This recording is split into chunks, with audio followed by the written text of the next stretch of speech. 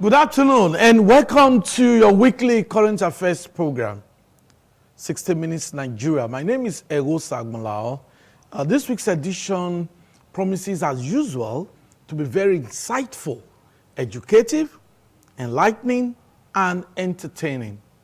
I have very prominent guests with me today because, yes, the elections, the 2023 general elections, to you might be over, but to some, they are waiting for the supplementary elections for the elections to be concluded. But generally, we are looking at strengthening democracy in Nigeria. And of course, the telling effect on the welfare of citizens.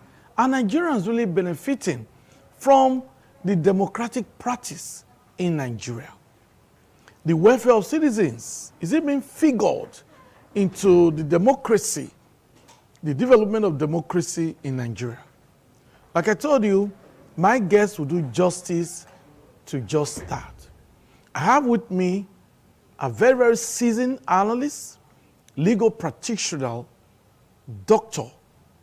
Edogo Eboigbe. Nice to have you with us today. Thank you for having me. Good afternoon to you. Okay, I also have with us a legal practitioner as well, Barrister Agbolagba Joshua.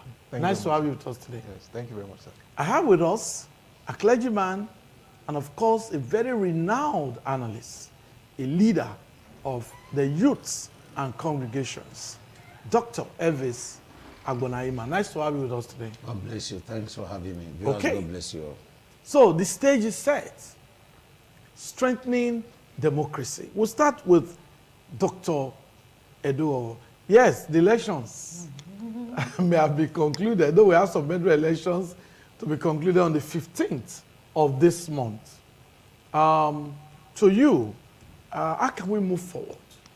How can we strengthen our democracy, the kind of democracy that we practice in Nigeria?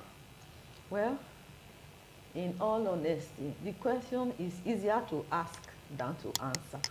That's serious. Abraham Lincoln said, democracy is government of the people, by the people, and for the people.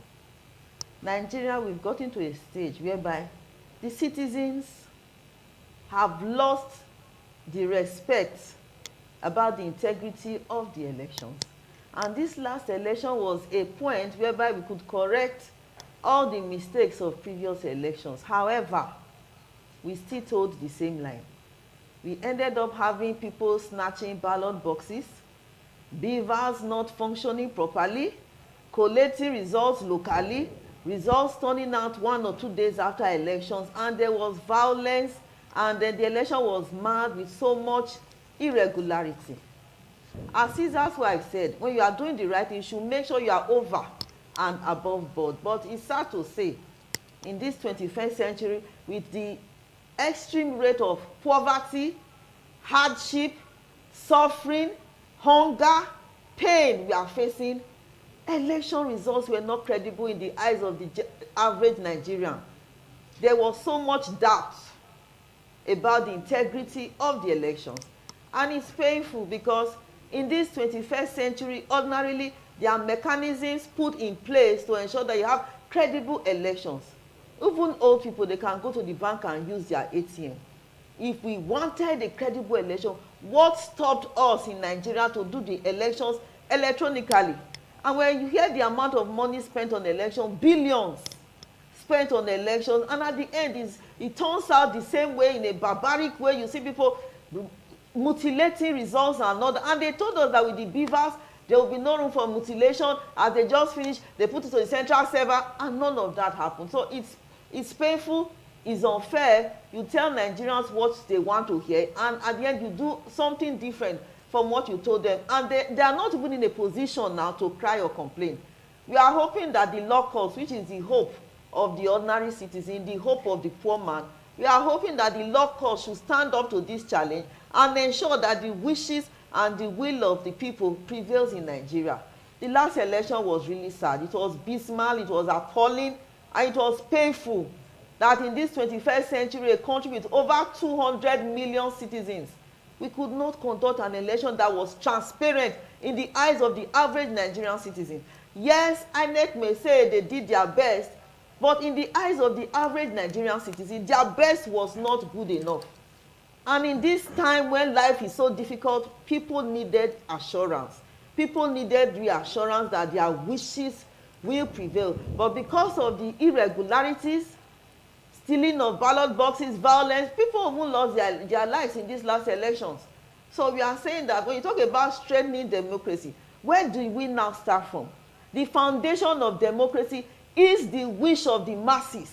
You are elected there to represent them, but when you now fail in allowing their wish take place, what do you expect? So I say it's difficult to answer, and it's easier to ask the question, what do we do? Yes, okay. Before I will allow my other guests to comment, Dr. Dogo, now, you belong to the legal profession, and there's a school of thought that believes that lawyers are the beneficiaries of all these problems. That at the end of the day, INEC now has hired so many senior advocates of Nigeria, to defend their own case that they conducted a credible election. Now, don't you think it appears the lawyers benefit from all of this? Well, I won't say the lawyers benefit, but where there is a wrong, there must be a remedy. The only means in Nigeria, the only legitimate means of resolving disputes lies squarely in the courts recognized in Section 6 of the 1999 Constitution, and of course you must go through your legal practitioner. So if they are paid their professional fee, I don't think they are benefiting. They are doing their duties as officers in the temple of justice. So you can't go there and represent yourself. You must go through a lawyer, and it is their professional fees they are collecting. Well, it may be beneficial to them in the sense that there is a lot of work this period, but they are actually performing their duties as legal practitioners in ensuring that the situation does not result to breakdown in law and order. Okay, thank you very much. We'll get the thoughts of Barrister Agbolagba Joshua. You saw the conduct of the elections, Very well, the 2023 general election, though we're expecting the supplementary election to be held. But we are trying to go above perceived grievances and all the problems, encountered. Democracy, it is said, is better than the best of military rule. That's the perception of some elites. Do you subscribe to that? That we must strengthen this democracy that we cherish so much. Yeah, thank you very much. Okay. I believe democracy is the best form of government that any nation can adopt. And as Nigeria, we have adopted this democratic system of government since 1999. And we have had an uninterrupted tenure of democracy since 1999 till date. So it is, I know there might be grievances on the part of some people that the democracy is not seen to be what it is or what it ought to be in the eyes of the common man. But still, democracy is the best form. And I dare say that there is no alternative to the democratic system of government, because even the best nations in the world, so to speak, they practice democracy. And you see that even nations where they are strong, but they don't practice democracy, they always have issues at the end of the day. There's always someone that will not agree with something, and at the end of the day, there's little or nothing they can do. But a country like Nigeria, where democracy is practiced, you find out that even where there are grievances, you can go to the court. Okay. Like my senior colleague just said, you can approach the court and get justice. Okay. And then again, some people might feel that getting justice in one aspect or one party getting justice might not be justice per se. But then again, we know that, for example, if I do something, if I go to court and I get justice and it favors me, then I believe that is justice. Okay. But if another person or the person that did something against me goes to court and he gets justice and if the judgment favors him, he believes it's justice. So you see that it's a two-way thing. So even when someone is crying that there's no justice, if you look at it, there would have been justice that has been played out there. So with democracy, it's the best form of government. And no matter how we want to discuss it or drag the issue or say it, there's little, in fact, I dare say that there's no other form of government that is better than democracy. Because at the end of the day, even when you are aggrieved, you can approach the court. And then even at the end of the day, it's a tenured government. So at the end of 4 years, you subscribe to another election in which the people will either be re-elected or voted out. But it now behoves on INEC to make sure that the will of the people is respected. Thank you. There's something you said that seemed to have tickled my fancy and has captivated my interest. And you just said that either way, there is justice. I've not really thought along that line. So, when there is a perceived grievances, when some persons go to court and they say whatever they like to say, somebody got justice. That's what you're saying now. Yes, sir. So, now the political actors, for instance, the Labour Party presidential candidate Peter Obi has approached the law court. The presidential candidate of the PDP, Atiku Abubakar, has approached the law court. So to you think this is the right development? This is the proper thing to do?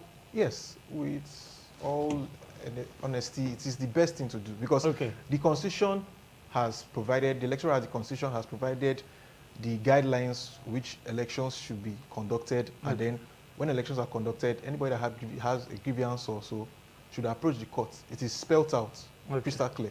So there's no beating around the bush. When you go run for an elective office, and then if you don't win, and then you are not certain or you are not happy with the results, and you feel you have been cheated out, then you have to approach the court. And in approaching the court, you bring the evidence to show that you actually won the election, or you believe the election was not conducted in a free and fair manner. So the Constitution provides for that, crystal clear. So in such a situation whereby people are aggrieved, you have to approach the court. And both parties have approached the court, and even INEC itself has approached the court.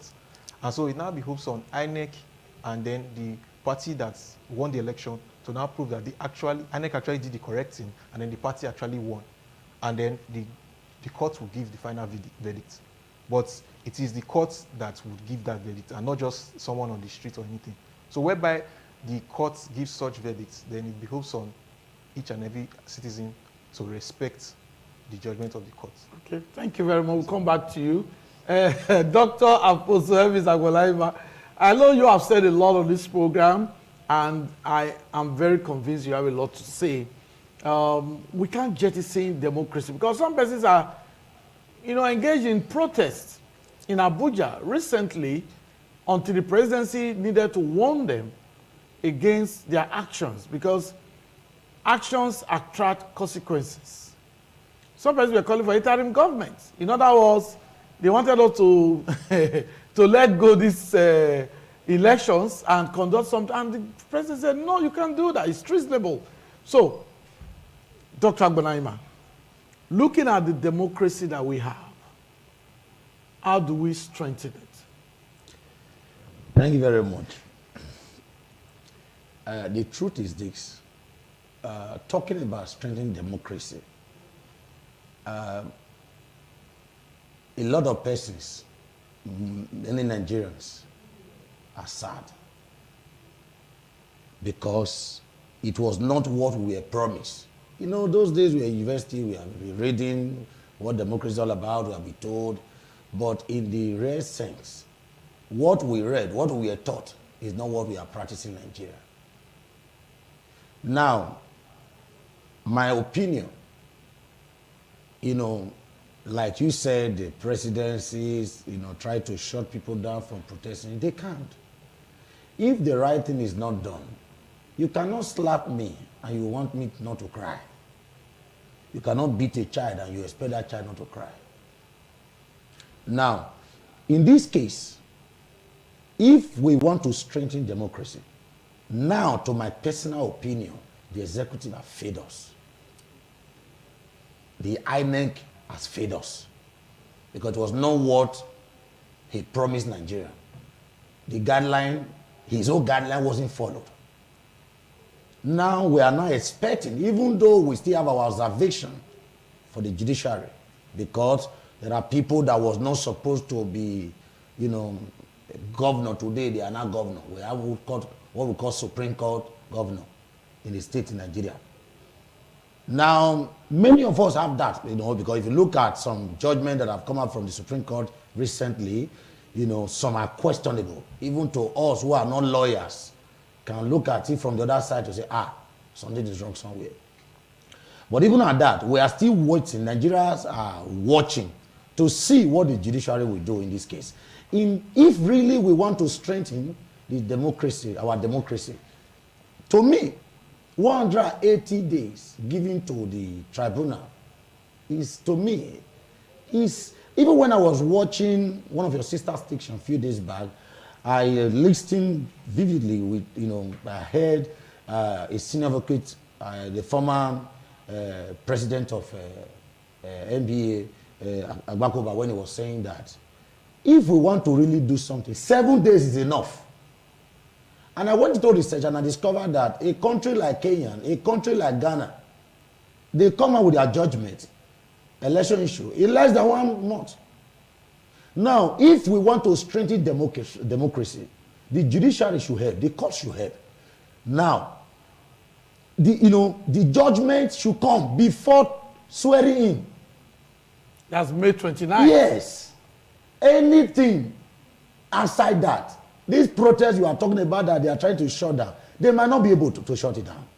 Because Nigeria is, a lot of Nigerians are grieved.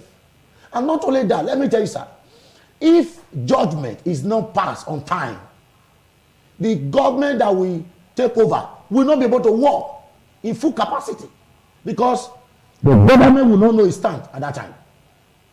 But at least if the tribunal is able to come out before the swearing in, and Nigeria, that will calm down. We now know, the situation, the tense, the country is so tense now. By the time the judiciary, to me, a month is enough. Because there is nothing there much. It's true, we can see. A month is enough. If a country like Kenya, a country like Ghana, their judiciary can come out, their tribunal can come out with judgment in less than 1 month. We can do that. We can do better.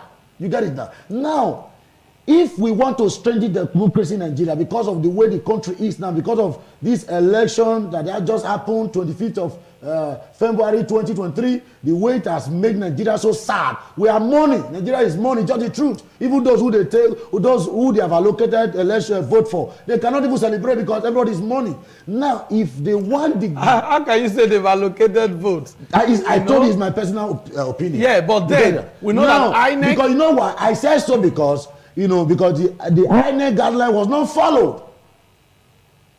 By God's grace, I'm learning. I went to school. Now, in other words, what I'm trying to say is this. If we want to strengthen democracy in Nigeria, the first step we should take, the judiciary should quickly, they should come out with judgment before the May 29 for swearing in, because that first judgment will help. Nigeria will now know whether judiciary is there for the criminal, like we always say, whether they are part of those or they are, are you getting it now? Yeah. Because the judgment, there is a way judgment will come, even though you want to talk, you will not have more to say because you know that this judgment was clear. You get it now? Now, I think the judgment that will come, how soon it comes, will determine if we are ready to strengthen our democracy. Okay, thank you very much. We're so glad that we have legal practitioners in our midst because Dr. Agbonaima has just said to him, he wants the judgment as fast as possible. Is it possible to have the judgment as fast as Dr. Agbonaima wants it? Dr. Boigbe? First of all, I have to be very careful in discussing this kind of sensitive issue, particularly because these matters are already before the election petition tribunals. So as a legal practitioner, I am functus official for making saying sensitive things regarding the election. But the truth is that different countries of the world have their own judicial procedures. They have their own judicial procedures, and these procedures must be followed to the letter. When you talk about the elections, we have the election petition tribunals, we have the electoral acts in Nigeria, applicable in Nigeria. So whatever they are going to be doing at the tribunal, they are guided by the electoral act.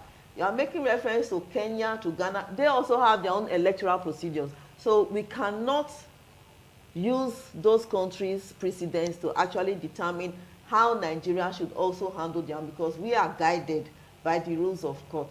So we cannot say categorically, because I have not actually studied the electoral act with regards to Kenya or Ghana, But whatever we are doing in Nigeria is strictly based on the applicable rule of law. And we believe that justice will not only be done, but it should be evidently shown that justice was done. Okay, thank you very much. Joshua, you have more to say on that? Yeah, just as my senior colleague has said, Yeah. it is when a matter is already in court, you can only give little opinion about it. Okay. Especially as lawyers, we are barred from making statements about it, yes, because we have to do that in court. And so, at the end of the day, I believe the court is there, and it has been given the powers to adjudicate over matters, Yes. including matters of election petition, and we start from the election petition tribunal.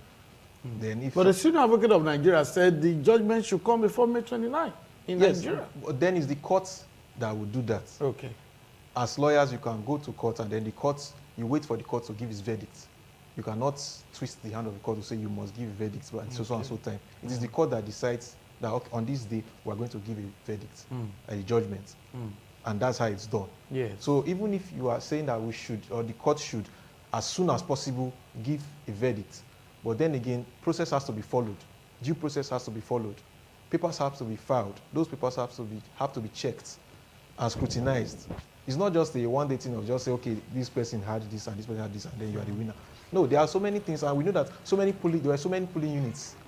Then we're not talking about the local government of the state in the country, rather.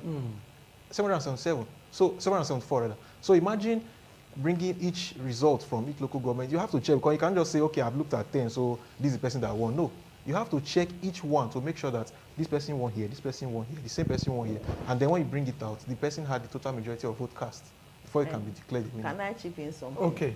Then, of course, when you look at May 29, we are talking about the necessity of time.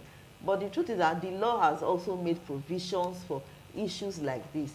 If the petitioner can actually show to the court good cause that they have a right that is about to be infringed upon, if they can show good cause, the courts have the right to give what they call interlocutory injunctions.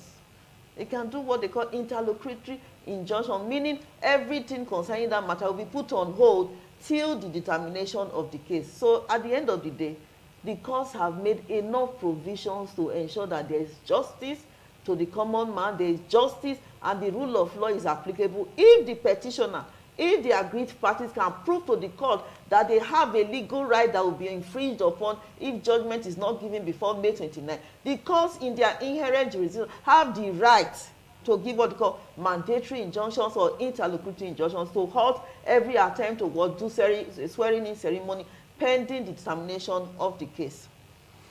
Okay, Dr. Agbolema, I can see that you are itching I want to be very factual here. Yes. If, from the matter we are discussing, if the law is saying 180 days, and I believe you decide to pass judgment in 50 days, you have not offended the law. You get it? We must note that. Now, sometimes there are some matter of urgency. Even though you wanted to do this for the next 180 days, because of the matter of urgency, you have to do everything within your power. Like, we need too many days. If we really want to work, the judiciary want to work, I think they don't need too many days. They will achieve what they want to achieve. Because this is Nigeria. We all have this country as our own. We don't have another country. If there is problem in Nigeria, you cannot practice the law you are practicing. That is the reason why every one of us have to be very careful. Because, you see people already calling for interior government now. These things sometimes, before you see fire, you must first see smoke. That is the reason why we have to be very careful. That's why I'm saying it that, barrister, doctor was saying something just now, Kenya and Ghana, sometimes we learn from each other. It's very important because no man is an island. We learn from each other. There are some certain things I discovered that the other country is doing and is working. I can pick from it. Now, because in Nigeria setting, most of our leaders, they believe that, what is the fear of the people now? The fear of our people now is this. If this person is already sworn in now, he will have the power, the veto power to begin to control some cultural things. You get it now? To influence some decision. That is the fear. That is the reason why, if really we want to strengthen our democracy, the judiciary, which is the court, has to help the tribunal now. Because the mindset of many Nigerians is, oh, if this person is finally sworn in, he might have he might decide to influence so many things. Okay. You get it now? And again, we all know that if this person is sworn in and the case is in court, it will also affect us Nigerians. Because the way this person will work effectively when the case is not in court and when the case is in court is different thing. Okay, thank you, Dr. Agbonama. We'll come back to you. We'll take a brief break now. Don't forget, we are looking at strengthening democracy in Nigeria. And of course, we're also looking at how democracy will affect the welfare of citizens. We'll do justice to this topic after this break.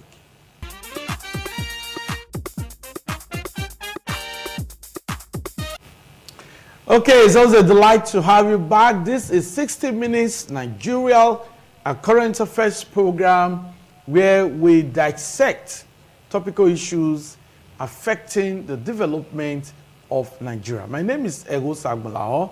I have with me Dr. Eboigbe Edogogo. She's been giving us a lot of important points regarding the legal perspective to our discussion. We also have Barrister Agbolagba Joshua, who has also corroborated some of the comments made by Dr. Edogogo so far. We have with us Dr. Elvis Agbonama, a clergyman, and he has said that there are frayed nerves in Nigeria because of the outcome of the 2023 general elections. And he believes that to strengthen democracy, the common man, as we normally refer to them, the downtrodden, the masses, those are the grassroots.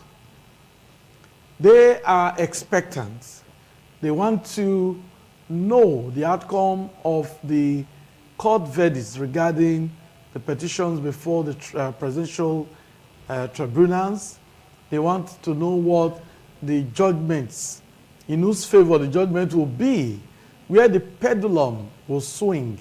And Dr. Agbonama is saying that that will have a very, very ferocious effect on calming frayed nerves. Well, I would say that these frayed nerves are those who believe that, oh, their candidates or their candidate was not elected.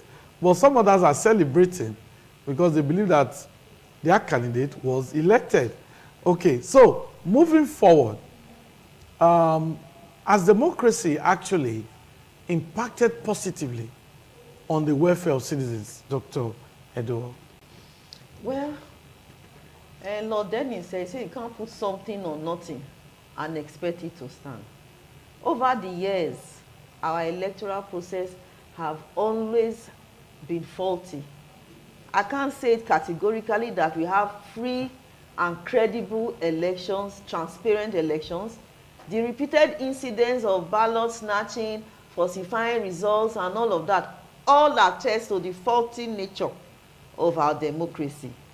And then when you are discussing that kind of democracy whereby it does not show evidently, it does not evidently describe the wishes of the people, the voice of the people, the desires of the people, you will not get the clear dividends of democracy.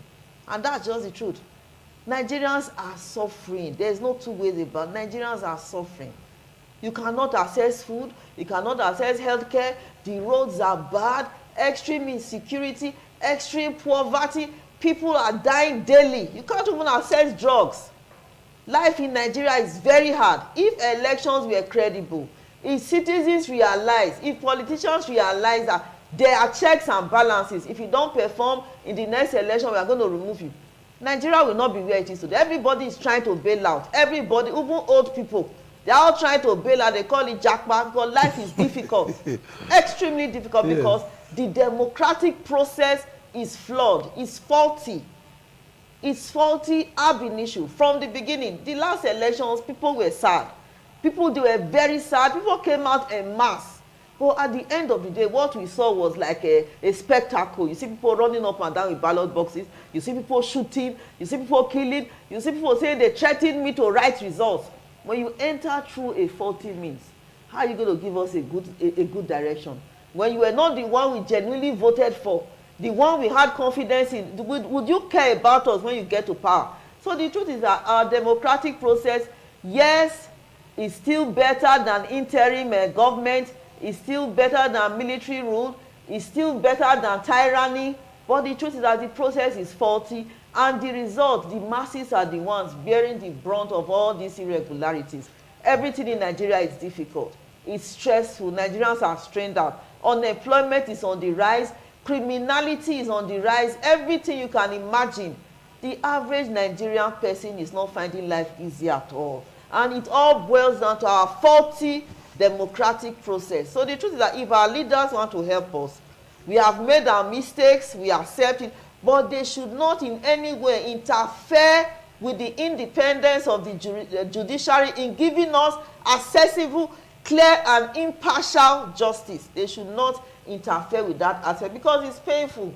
A country of over 200 million, you cannot give them their wishes and desire. What then is now the democracy? If I come out and vote, at the end of the day, you give me whatever results you like, and you tell me that it was free, it was fair. Meanwhile, there are videos all over showing people snatching ballot boxes.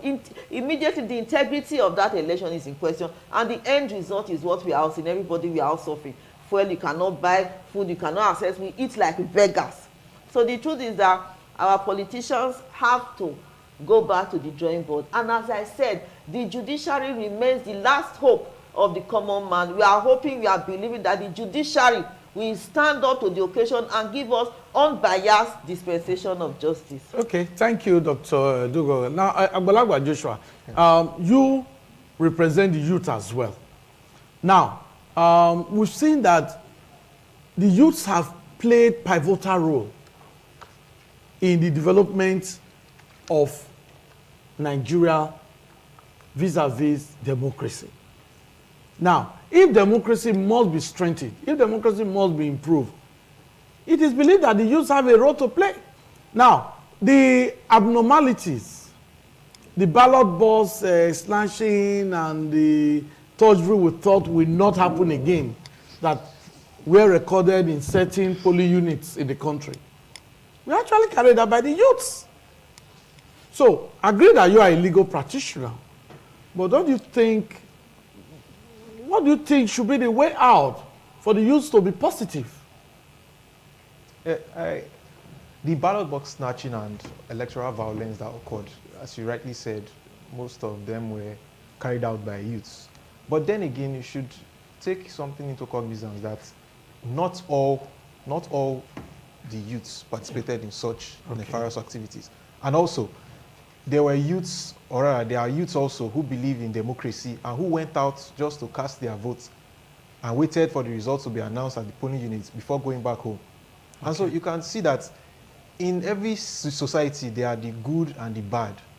And so in a situation whereby some few bad eggs now come and try to make rubbish of the good that the total populace or the larger populace is trying to effect, then you see that it is just those ones that they will take note of and say, these youths, they are bad. It's just like a man that has 3 children and then 1 is bad and 2 are good. Anybody that comes to say, I saw your child outside stealing, or they will always make reference to the bad one. Yeah. They will not say, okay, I saw your other son that came out and was doing this. So that's what it is with human endeavor generally. So it now behoves on the parents and also the government to try as much as possible to reorientate the minds of the youth, that you don't need to snatch ballot boxes. You don't need to do all these things. And besides, you are doing these things for people who might not even know you. They don't even know that you exist. You are just paid stipend to go and steal ballot box. And then when you are caught, and even if for example, you are not shot when you try to steal it, at the end of the day, if there are video evidence, electronic evidence can suffice to show that you actually went to snatch ballot box. And if those evidence, they are tendered and then you are brought to book, you will spend your life in prison for stealing ballot box for another person who will not even know that you exist, or who will not even know that you are in prison now. So it all boils down to the orientation of the minds of the youth, that we as leaders of today are are no longer leaders of tomorrow, because they have been saying that for quite a while. You are changing that. We thought the youths are the leaders of tomorrow. We have to take, if we say the youths are leaders of tomorrow, then we'll keep on following, and then we don't have the opportunity to lead at all. So now we are. So that's a new term you've just introduced now. We have coined a new term that the youths are the leaders of today. And so in every sphere as youths where we are to represent the country and represent ourselves properly, so that at the end of the day, those that are even older would be able to come to us and seek advice and listen to what we are saying. But in a situation whereby they believe that youth, by giving him this social amount of money, he would do nonsense or he would engage in these kind of things, then we will not have the true dividend of democracy. But whereby they know that if I come and give him 20,000 naira, he will not even answer me. He will tell me, I want to go and vote and I will stand by what I believe in. Yeah. Then you see that those kind of things will stop. For crying out loud, those are buying votes and those kind of things. They are giving money to human beings. This money they are giving or things that they are promising to the youth. So if, for example, someone comes to you and say, take this 20,000 naira and they vote for me, and then I tell you no. Tomorrow you know that, okay, and then he asks 10 youths and all of them say, no sir, please, we are not doing that. We are going to vote our conscience. He will keep his money. He cannot force you and say, oh yeah, you must put your hand. No. Yeah. But by the time he knows that if I come and then give them 20,000, they would vote, then they will do. So even if we are bearing the brunt of some of the policies of the government, that should not make us now throw away our conscience. And then I say, even if I do anything, it's the government that will do whatever they want to do, so I can as well do nonsense. No. When you stand by what is right, with time, it will take time. There's no democracy that has come, that has just sprung up and then became good. We have been practicing democracy since 1999. So it's just a few years, about 20-something years. So there are other nations that have practiced democracy for years, and they still have their little issues. So we as Nigerians, we should try as much as possible to take it easy and then stand by what we believe is right, and which is the truth that democracy is the best form of government. Okay, thank you. Dr. Bonema, you talk about, yes, the effect on the welfare of the people, but we've seen that clergymen are not involved in politics, probably because they feel, oh, they are tired of just delivering sermons, they are tired of advising people, they want to be practitioners, they want to do it themselves. We've seen in Benue now, a Reverend Father has won the governorship election in Benue. There's one other state again, a clergyman has won the election. So, do you think the clergymen are not playing their role to strengthen our democracy, to alleviate the plight of the people? For me, I have an assignment given to me by God, and I'm doing it. Like I do tell people, there are some things I do in humanity, rendering some services. I will tell them, this thing is not God that sent me. The one He sent me, I'm doing it, but I just feel like the Bible says anything that you know is good, do it. When I see men of God go into that, I am not against them. Into what? Into politics. For example, you have a Reverend Father now who is a governor-elect now. I don't have any problem with him. He knows what he wants to do. My prayer is he should go there and really be of help to the people. That's all. Now, for me, I want to quickly say this, that, you know, some of you might differ from what I'm about to say. Okay. But it's just the truth, and though we will do better. If you go into history, you discover that military regime were better off when we were in military regime than the democracy we are practicing. In other states, in other countries, democracy has really favored them. But in our country, Nigeria, it has not favored us. How do you mean? We can do better. You know, during time of military regime, there are many facilities that we are still enjoying today were built in military regime. During time of military regime, you have law and order, you know, even though it was in essence, but, you know, a lot of things were working. The system were working, you know. For example, now, if you are stealing money anyhow, you should be ready. You know, are you getting it now? But now, during democracy, the democracy we are practicing now, a lot of people are doing anyhow. Are you getting now? You know, our leaders who are supposed to be our servant are now they have now enslaved. You are talking about youth just now. You know, a lot of leaders, political leaders, they have enslaved our youth. They are not giving them job. They are not, you know, they have now become slave masters. So that as soon as they loot a lot of billions, they keep it somewhere. Maybe they loot, let's say, 100 billion. They can use like 50 million to service the youth. You know, keep the rest as if they are taking it to heaven.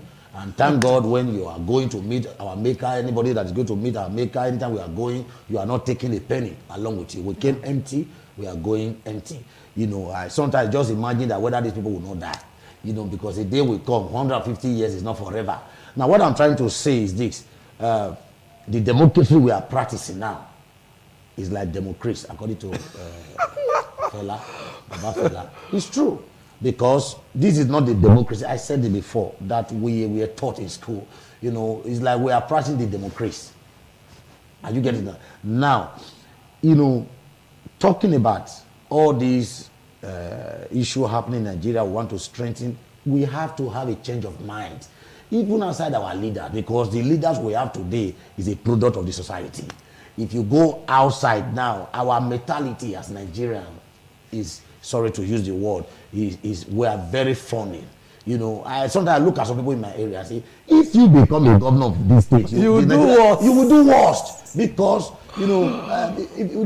that's why when we are looking at our political leaders, you know, just look at the environment. You discover that every slice opportunity now, a conductor, maybe rain just fair, a bus conductor will just, and the driver, they will just increase the tariff.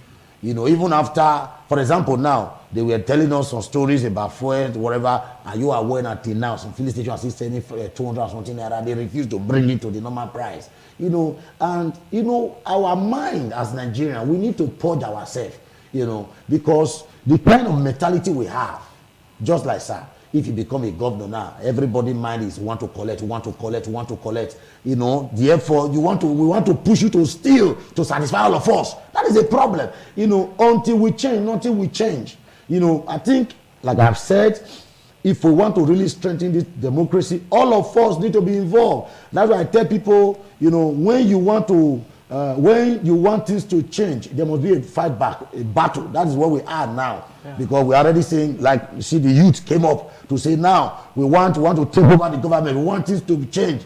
You know, it's not going to happen overnight. You know, for this country to be an Eldorado, a lot of price, a sacrifice needs to be paid. We must not stop talking. We must continue to talk. We must continue to play our role, and we must have a change of attitude, a change of mind. Because we Nigerians, our mindset, some of us, not all, majority of us, our mindset is black. You know, that mentality of let's finish the system, let's collapse the system, you know, forgetting the fact that, you know, if we collapse the system, there will be no tomorrow. That is the problem we are suffering now. Yes. Sir, is it the politician that want to steal the ballot box? No. The election the problem we have now, is it the senator that changed the result? Is it not professors now? We used to respect that professors are the one writing the result now. If you see a professor those days, you used to be very happy. But now we are not scared of professors. Are you getting that? It is a level that academicians want to be. We pray to get to that. We work hard. People work hard to become professors. But now, professors now are not the one changing results. Allegations against professors. It's allegations. I agree. Yes. You know, we are here. But the truth is this. Until all of us, both those who are watching me now, until we change our mentality, until we change those negative things in our heart, Nigeria will not change. Because you know why, sir? By the grace of God, I've been opportune to still leave this country. Yeah. Now, do you know, when you just go to common Ghana here, we behave well. When we see traffic light, we coordinate ourselves. All of us that are doing anyhow now, when we go to embassy, sir, yes, we are born again. We are born again. Yes. You have not even entered America. No. Just facing, you know, if you go to embassy, sir, yes, you don't misbehave. Everybody is just in order. Because you know, if you just do anyhow, they will deny you visa. Therefore, we are the problem of ourselves. Until we begin to fix ourselves, change our mentality, nothing will happen in Nigeria. Because every other country that are doing well, that are progressing, it is human beings that face it. Until we are ready to fix our nature, until we are ready to fix our nation, have the right mentality, we might be worse. But I pray, because I believe that Nigeria will be great again. Because that's why you see people like us, a million of us, we are speaking now. You know, we should do what we are saying. Because there are still people in Nigeria who will come out and say different things and do different things. Thank you very much, Dr. Agbonaima. That was very explicit. Okay, your closing remarks, Dr. Eduogo.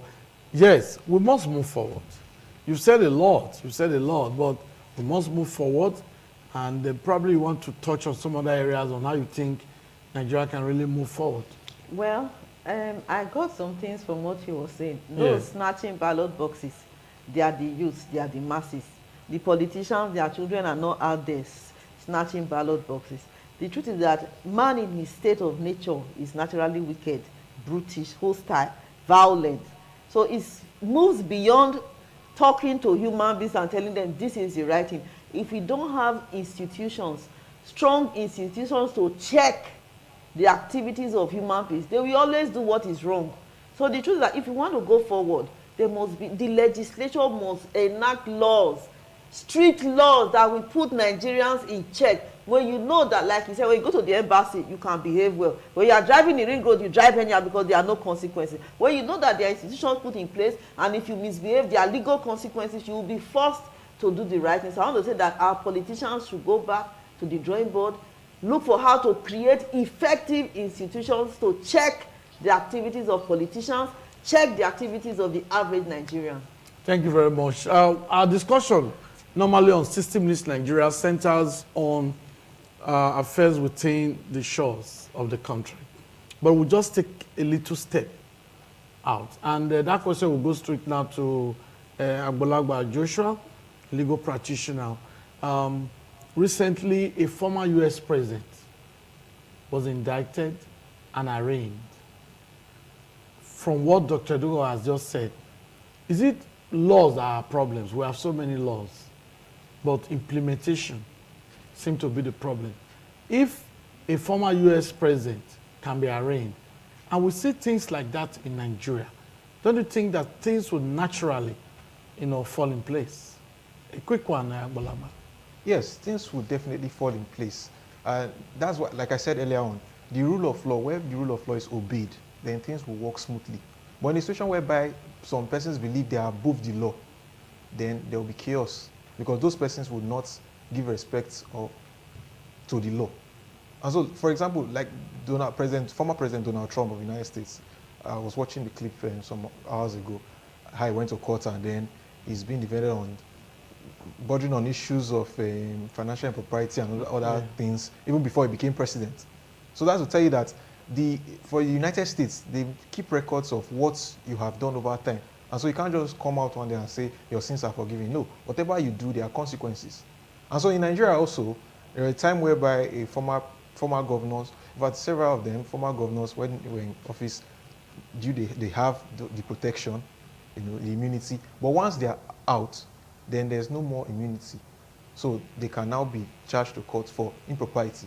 And so they should always, so we as Nigerians should have that in mind, that no matter where you are at a particular point in time, even if you are not, you cannot be maybe sanctioned at that point in time, but subsequently, there will be sanctions against you.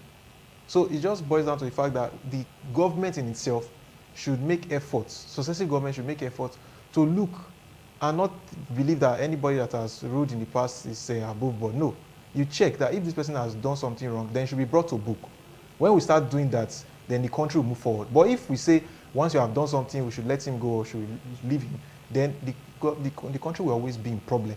Because successive governments will also believe that when I do anything wrong and I leave, nothing will happen. But when I know that if I'm governor today and I do something wrong, even if I leave, I'm just there for 4 years and maybe 4 years if I return. So if I'm 8 years and I'm out, and then I leave office at the age of 50, and maybe God has said I'll live till 90, and then they now put me in prison by 51. So I'll be in prison for 40 years because of the nonsense I did within 8 years. Yes. So you think twice. Exactly. And you have so it all boils down to the reorientation of both the minds of the youth and the minds of the elders also. Even as youth are coming up, we should have that in mind that I'm not going there to go and steal. I'm going there to serve. And if I refuse to do the right thing, I can be voted out, number one, and then two, I can be charged to court.